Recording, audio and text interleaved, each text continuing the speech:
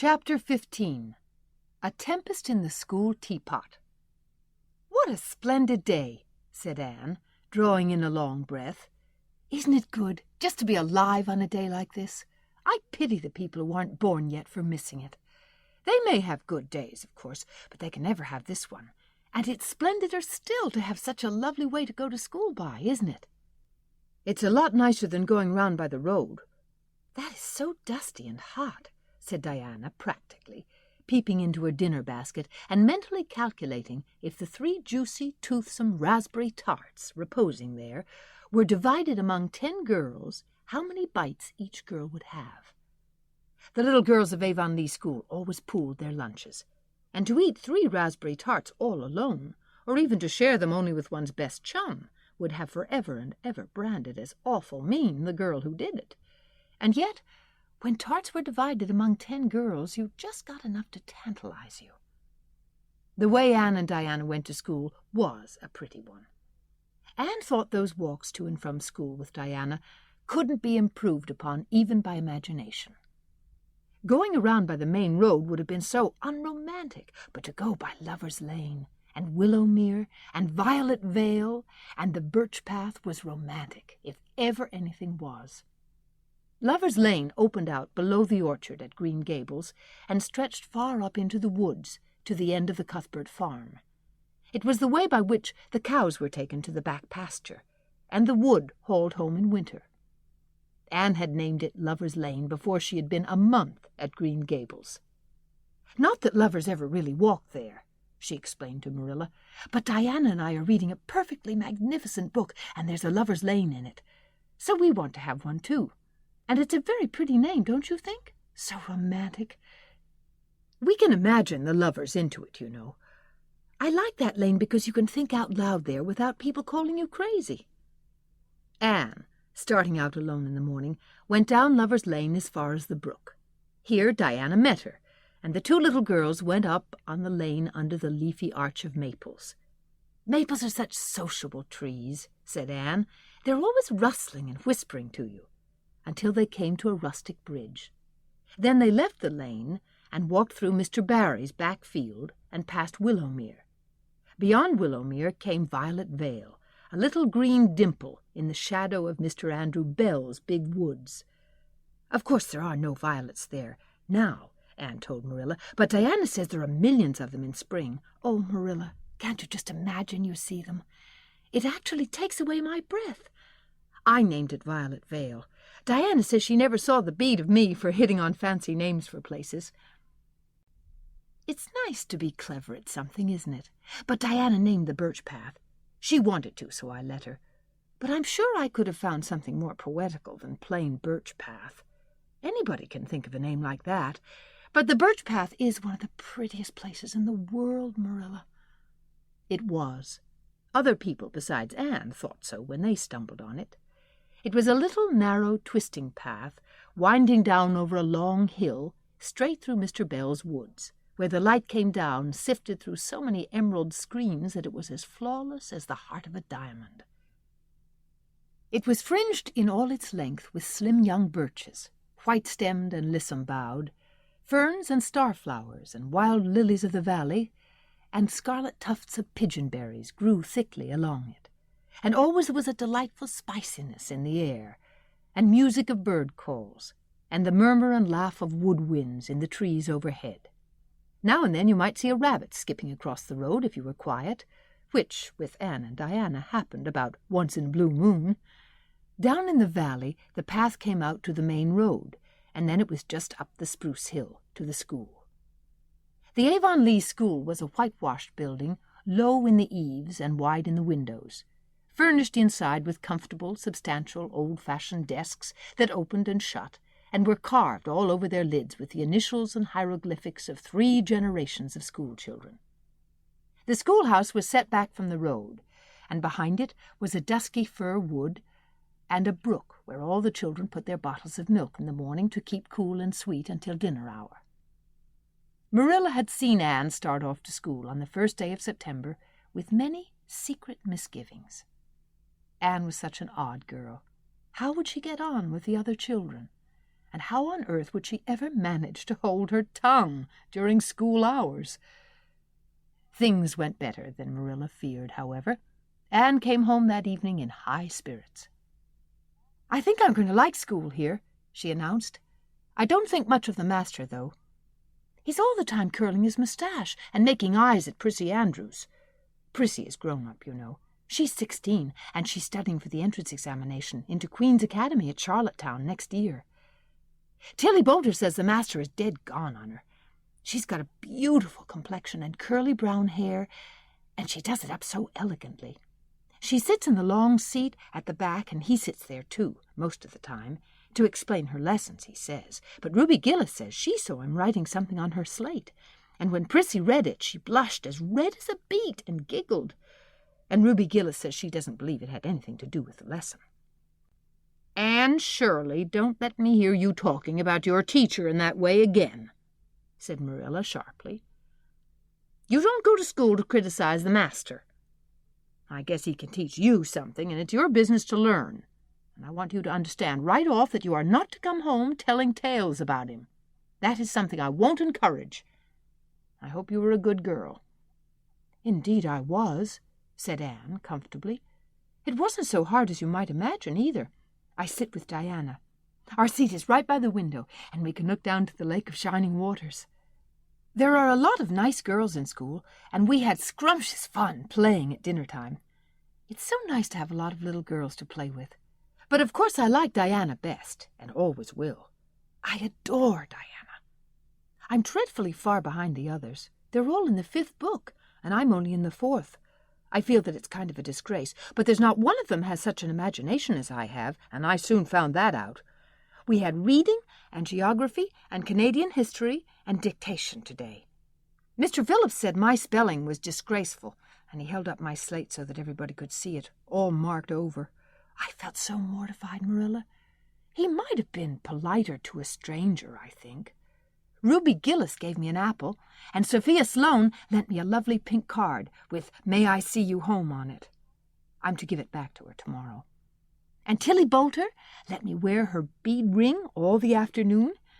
Can I have some of those pearl beads off the old pincushion in the garret to make myself a ring? And oh, Marilla, Jane Andrews told me that Minnie Macpherson told her that she heard Prissy Andrews tell Sarah Gillis that I had a very pretty nose. Marilla, that is the first compliment I have ever had in my life, and you can't imagine what a strange feeling it gave me, Marilla. Have I really a pretty nose? I know you'll tell me the truth. "Your nose is well enough," said Marilla shortly. Secretly, she thought Anne's nose was a remarkably pretty one, but she had no intention of telling her so. That was 3 weeks ago, and all had gone smoothly so far, and now, this crisp September morning, Anne and Diana were tripping blithely down the birch path, 2 of the happiest little girls in Avonlea. "I guess Gilbert Blythe will be in school today," said Diana. "He's been visiting his cousins over in New Brunswick all summer, and he only came home Saturday night. He's awfully handsome, Anne, and he teases the girls something terrible. He just torments our lives out." Diana's voice indicated that she rather liked having her life tormented out than not. "Gilbert Blythe?" said Anne. "Isn't it his name that's written up on the porch wall with Julia Bell's, and a big take notice over them?" "Yes," said Diana, tossing her head, "but I'm sure he doesn't like Julia Bell so very much. I've heard him say he studied the multiplication table by her freckles." "Oh, don't speak about freckles to me," implored Anne. "It isn't delicate when I've got so many. But I do think that writing take notices up on the wall about the boys and girls is the silliest ever. I should just like to see anybody dare to write my name up with the boys.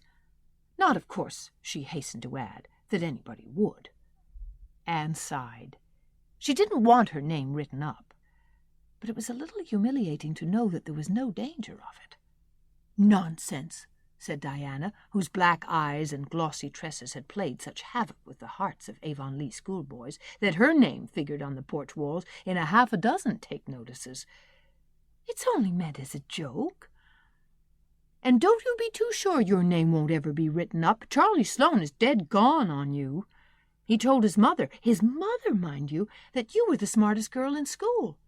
That's better than being good-looking." "No, it isn't," said Anne, feminine to the core. "I'd rather be pretty than clever. And I hate Charlie Sloane. I can't bear a boy with goggle eyes. If anyone wrote my name up with his, I'd never get over it, Diana Barry. But it is nice to keep head of your class."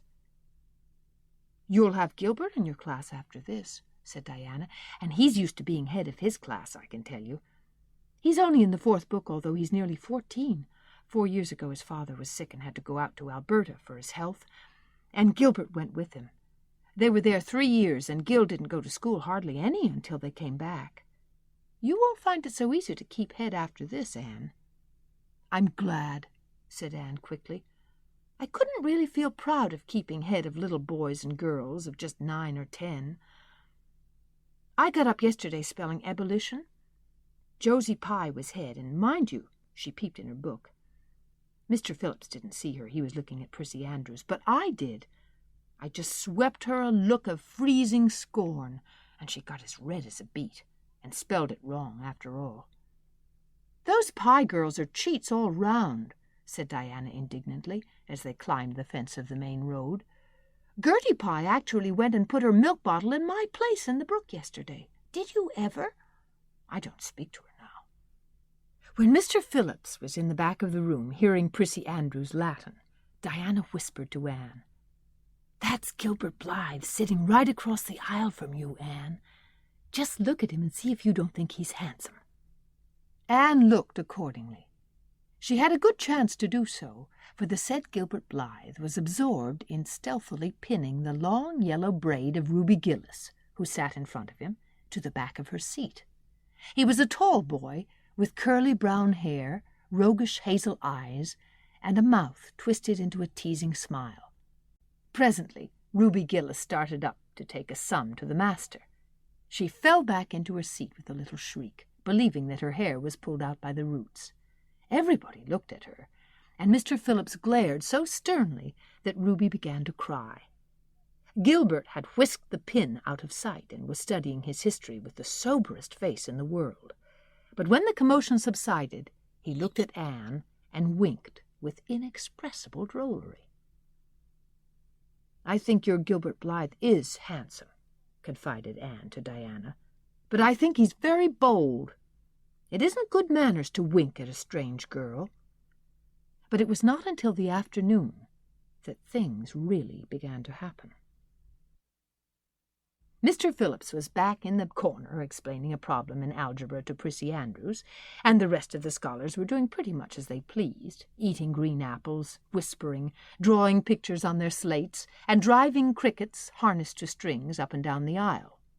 Gilbert Blythe was trying to make Anne Shirley look at him, and failing utterly, because Anne was at that moment totally oblivious, not only of the very existence of Gilbert Blythe, but of every other scholar in Avonlea School, and of Avonlea School itself. With her chin propped up in her hands, and her eyes fixed on the blue glimpse of the lake of shining waters that the west window afforded, she was far away in a gorgeous dreamland, hearing and seeing nothing save her own wonderful visions. Gilbert Blythe wasn't used to putting himself out to make a girl look at him, and meeting with failure.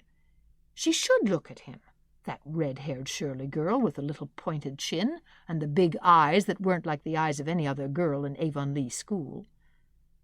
Gilbert reached across the aisle, picked up the end of Anne's long red braid, held it out at arm's length, and said in a piercing whisper, "Carrots! Carrots!"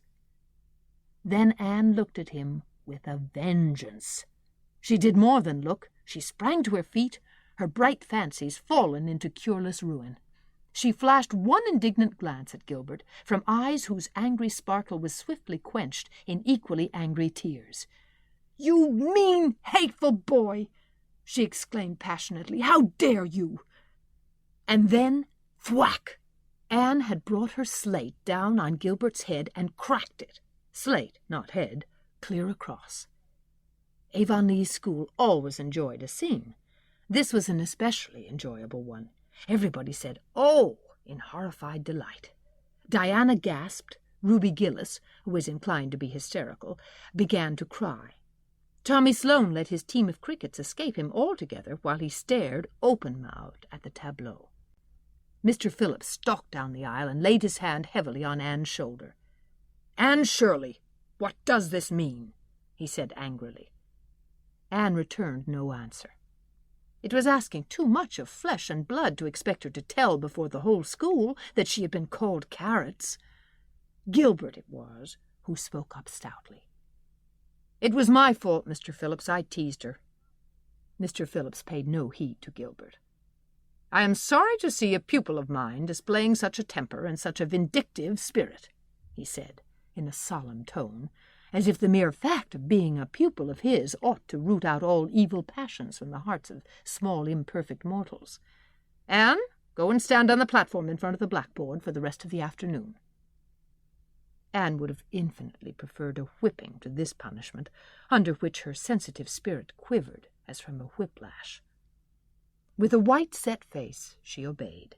Mr. Phillips took a chalk crayon and wrote on the blackboard above her head, "Anne Shirley has a very bad temper. Anne Shirley must learn to control her temper," and then read it out loud so that even the primer class, who couldn't read writing, should understand it. Anne stood there the rest of the afternoon with that legend above her. She did not cry or hang her head. Anger was still too hot in her heart for that, and it sustained her amid all her agony of humiliation.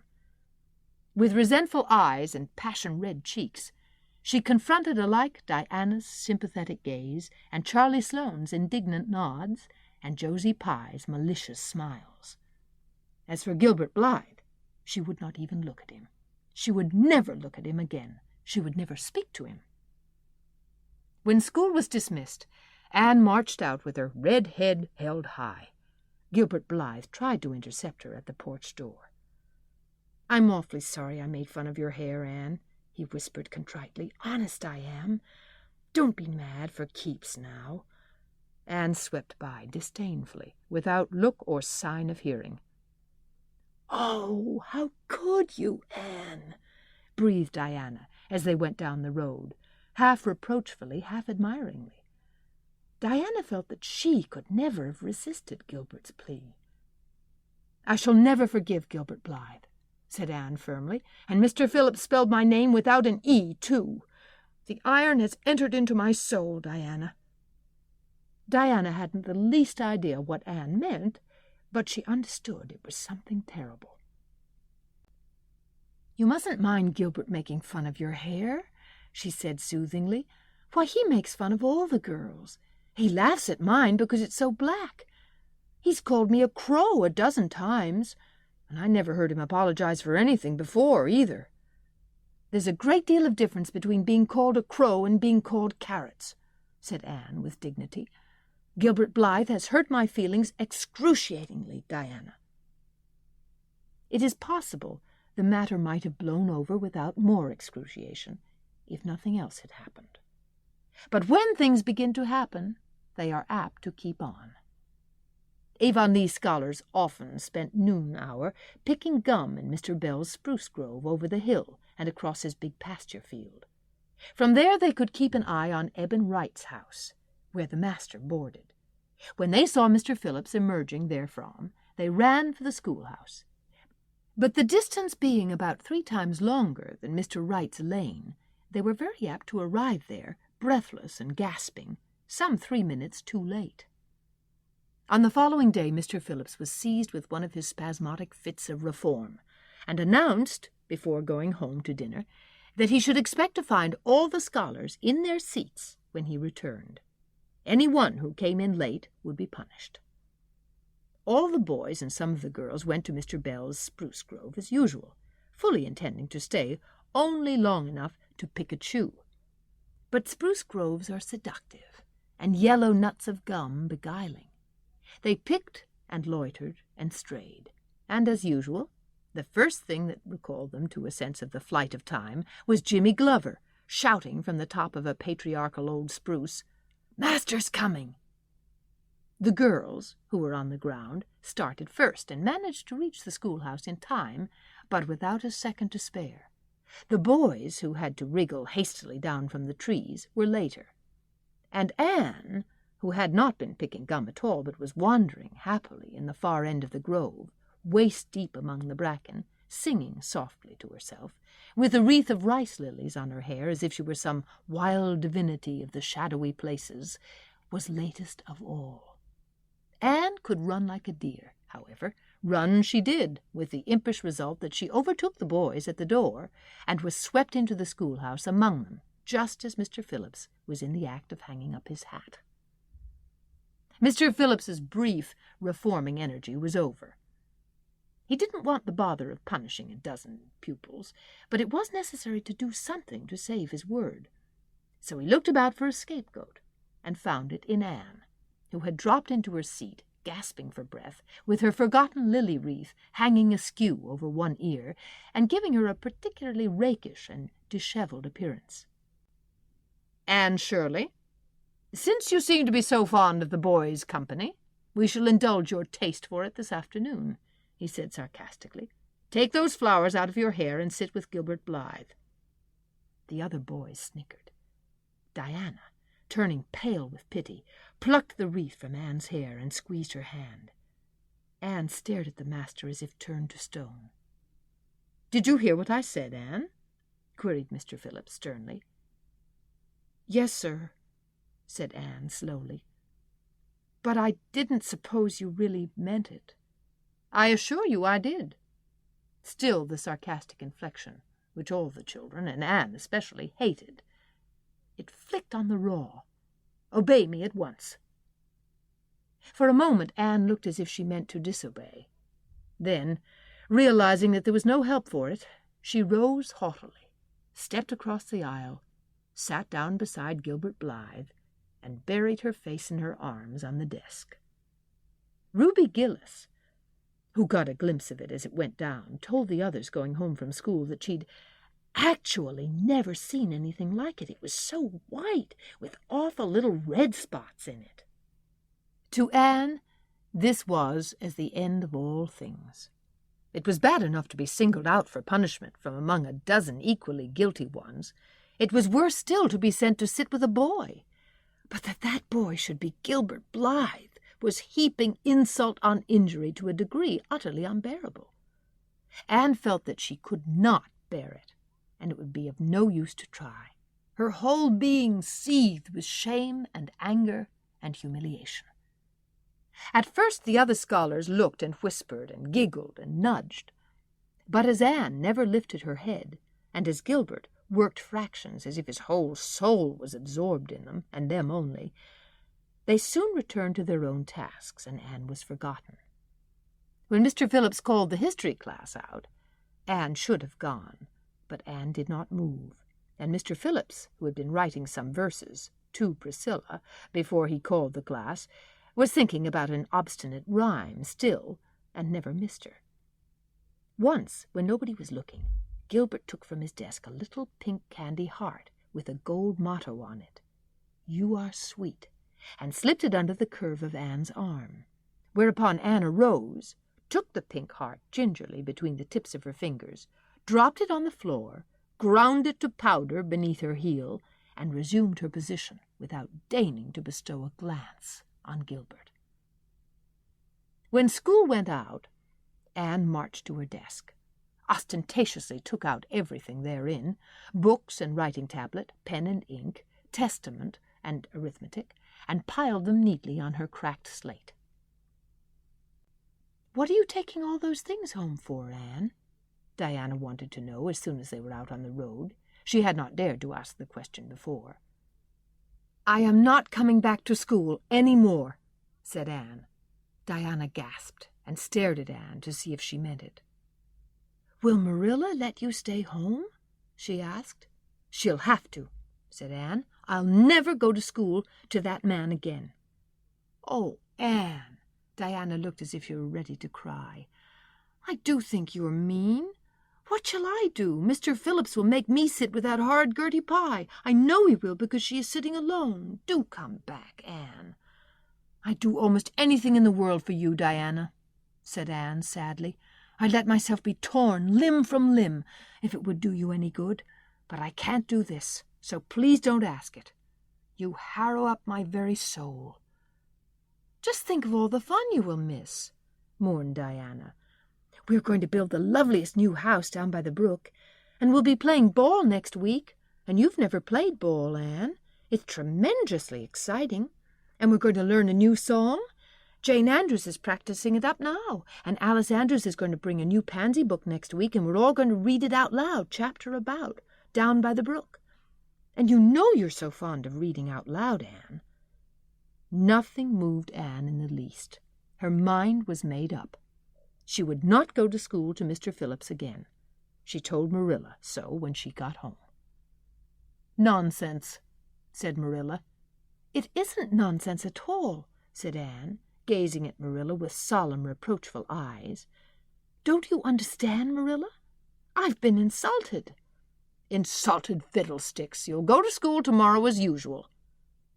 "Oh, no." Anne shook her head gently. "I'm not going back, Marilla. I'll learn my lessons at home, and I'll be as good as I can be and hold my tongue all the time if it's possible at all, but I will not go back to school, I assure you." Marilla saw something remarkably like unyielding stubbornness looking out of Anne's small face. She understood that she would have trouble in overcoming it, but she resolved, wisely, to say nothing more just then.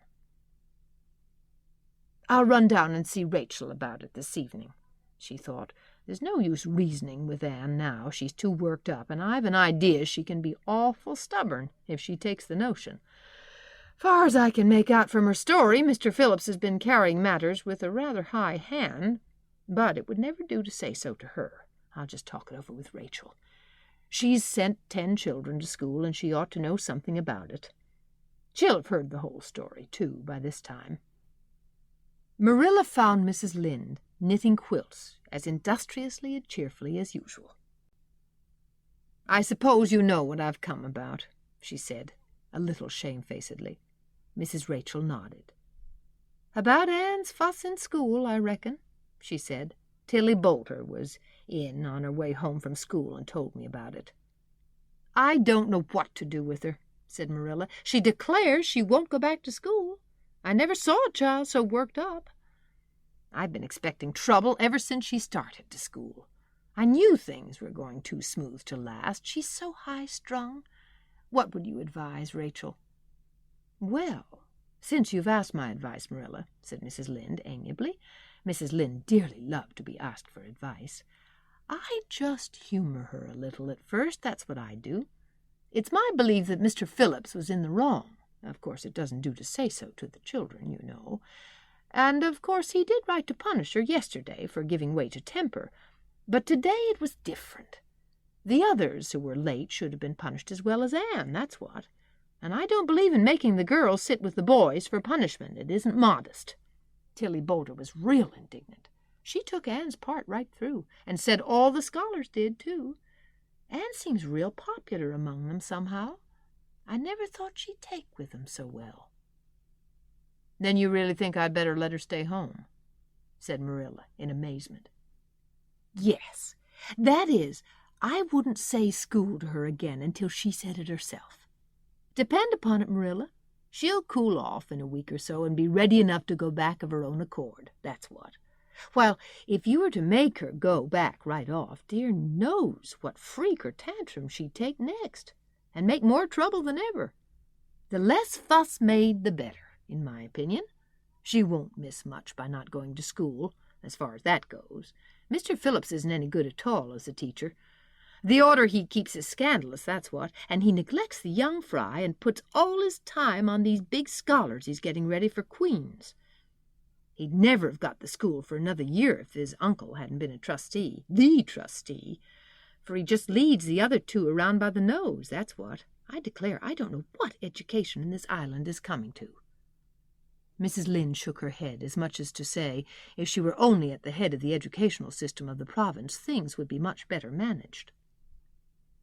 Marilla took Rachel's advice, and not another word was said to Anne about going back to school. She learned her lessons at home, did her chores, and played with Diana in the chilly purple autumn twilights. But when she met Gilbert Blythe on the road or encountered him in Sunday school, she passed him by with an icy contempt that was no whit thawed by his evident desire to appease her. Even Diana's efforts as a peacemaker were of no avail. Anne had evidently made up her mind to hate Gilbert Blythe to the end of life. As much as she hated Gilbert, however, did she love Diana, with all the love of her passionate little heart, equally intense in its likes and dislikes.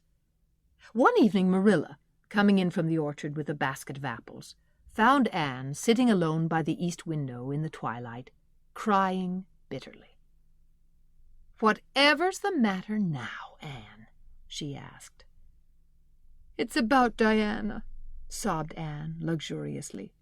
"I love Diana so, Marilla. I cannot ever live without her. But I know very well when we grow up that Diana will get married and go away and leave me. And oh, what shall I do? I hate her husband. I just hate him furiously. I've been imagining it all out, the wedding and everything. Diana dressed in snowy garments, with a veil, and looking as beautiful and regal as a queen, and me the bridesmaid with a lovely dress, too, and puffed sleeves, but with a breaking heart hid beneath my smiling face. And then bidding Diana goodbye." Here Anne broke down entirely and wept with increasing bitterness. Marilla turned quickly away to hide her twitching face, but it was no use. She collapsed on the nearest chair and burst into such a hearty and unusual peal of laughter that Matthew, crossing the yard outside, halted in amazement. When had he heard Marilla laugh like that before? "Well, Anne Shirley," said Marilla as soon as she could speak, "if you must borrow trouble, for pity's sake borrow it handier home. I should think you had an imagination, sure enough."